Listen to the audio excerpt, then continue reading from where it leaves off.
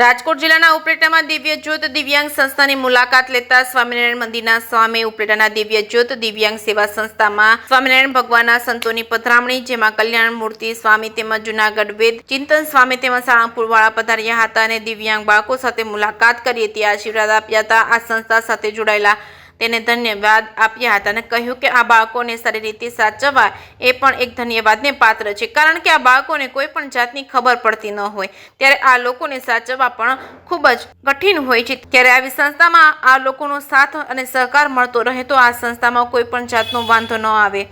કે સિંહ ગુજરાતી સાથે અર્શી આહિર, ઉપલેટા.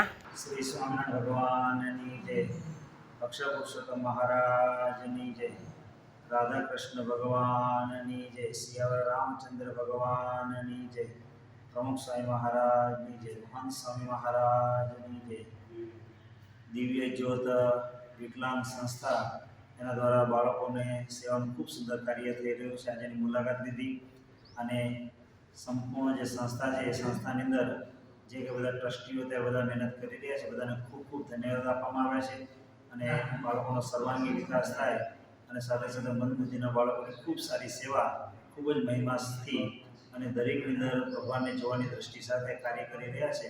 તેથી ખૂબ આનંદ થયો છે અને સાથે સાથે મૂંગા પશુઓ જે ગામની અંદર ફરતા હોય એનું પણ આપણે એક જુદું ટ્રસ્ટ બનાવી અને એની અંદર દિલીપભાઈ સુવા અને એમનું આખું જે બધું મંડળ છે ખૂબ સારી સેવા કરી રહ્યા છે. બધાને ખૂબ ખૂબ ધન્યવાદ આપવામાં આવે છે અને સાથે સાથે બધાની પ્રાર્થનામાં કરવામાં આવે છે કે આવી નવી સેવા કરવાનું બળ બધાને પ્રાપ્ત થાય એવું ભગવાન સ્વામિનારાયણ, ગુરુરી પ્રમુખ સ્વામી મહારાજ અને મહંત સ્વામી મહારાજના ચરણોમાં